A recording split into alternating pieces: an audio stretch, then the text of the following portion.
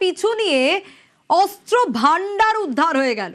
হ্যাঁ, 6টি ঠিক কি ঘটেছে আরো বিস্তারিত এই বিষয়ে জানাতে পারবে জিয়াউল রয়েছে। তবে তার আগে আরো একবার জানাই, মহিলার পিছু নিয়ে উদ্ধার অস্ত্র ভান্ডার, কোথা থেকে কিভাবে এই অস্ত্র ভান্ডার উদ্ধার হলো আরো বিস্তারিত জিয়াউলের কাছ থেকেই জানবো। জিয়াউল, একদম দেখো, কাক ভরে মহিলা অর্থাৎ নৈহাটির দিক থেকে একটি পাবলিক ভেহিকলসে করে তিনি অশোকনগরের দিকে আসছিলেন এবং সেই মতো অশোকনগরের 8 নম্বর এলাকা সেখানে যখন আসে মহিলা, তখনই সিআইডি এবং পুলিশ, অশোকনগর থানা পুলিশ যৌথভাবে তার পথ আটকায় এবং তার কাছে একটি ব্যাগ ছিল। সেই ব্যাগ খুলতেই পুলিশের চোখ ছানা বানা, অর্থাৎ সেই মহিলার যে ব্যাগ রয়েছে সেই মহিলার কাছে প্রায় 6টি আগ্নেয়াস্ত্র এবং 200 রাউন্ড কার্তুজ এবং বেশ কিছু টাকা রয়েছে এবং সেই অর্থাৎ কোথা থেকে নিয়ে এসছে কিন্তু মহিলার স্পষ্ট দাবি তিনি কিছু জানেন না। কিন্তু যেটা সূত্রের খবর, অশোকনগর অর্থাৎ এই একেবারে বিহারের মুঙ্গের থেকে এই আগ্নেয়াস্ত্র, বিশাল পরিমাণে অস্ত্র এবং কার্তুজ নিয়ে তিনি কিন্তু অশোকনগর বা হাবড়ায় তার মহিলার বাড়ি সেখানে নিয়ে আসছিলেন। কিন্তু কার নির্দেশে নিয়ে আসছিলেন, এই মহিলাই কি অস্ত্র ব্যবসায়ী, সেটা যেমন তদন্ত করে দেখা হচ্ছে। তার কারণ এই মহিলাই কি অস্ত্র ব্যবসায়ী তদন্ত করে যেরকম দেখা হচ্ছে, সেরকম জিয়াউল জানতে চাইবো যে এই মহিলার সন্দেহজনক গতিবিধি কেন মনে হলো, কি কারণ, কিভাবে ধরা হলো এই মহিলাকে, এই মহিলাই বা কে?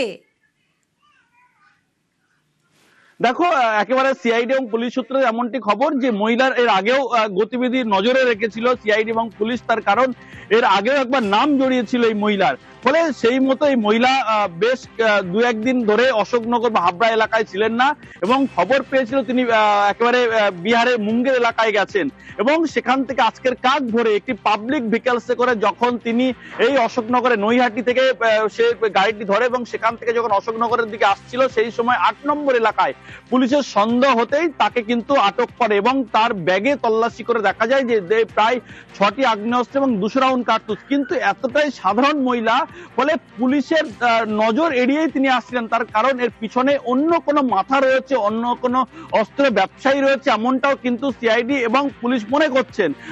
ফলে তারা এই মহিলাকে সন্দেহ করার আগেই কিন্তু এই মহিলা সেখান থেকে হ্যান্ডওভার করার একটা ছিল, ফলে তার আগেই পুলিশ তাকে ধরে।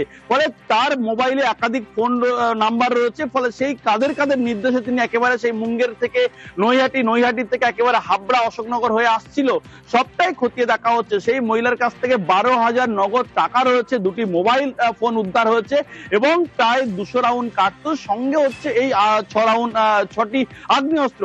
কিন্তু এই মহিলা এই সাধারণ মহিলাদের কি যারা অস্ত্র ব্যবসায়ী তাদেরকে কাজে লাগাচ্ছে, এই প্রশ্ন উঠতে শুরু করেছে। আদেও কি মহিলা অস্ত্র ব্যবসায়ী, না কারণ নির্দেশে মুঙ্গের থেকে অস্ত্র নিয়ে, বিপুল পরিমাণে অস্ত্র নিয়ে আসা হচ্ছিল, সবটাই খতিয়ে দেখা হচ্ছে সিআইডি এবং পুলিশের পক্ষ থেকে। বেশ,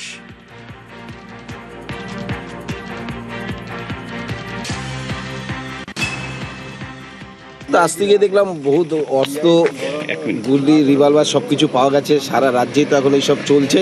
পুলিশ খুব ভালো কাজ করেছে। আশা করি পুলিশ সব জায়গায় এইগুলো তদন্ত করুক, আরো অনেক জায়গায় পাড়ায় এইসব পাবে।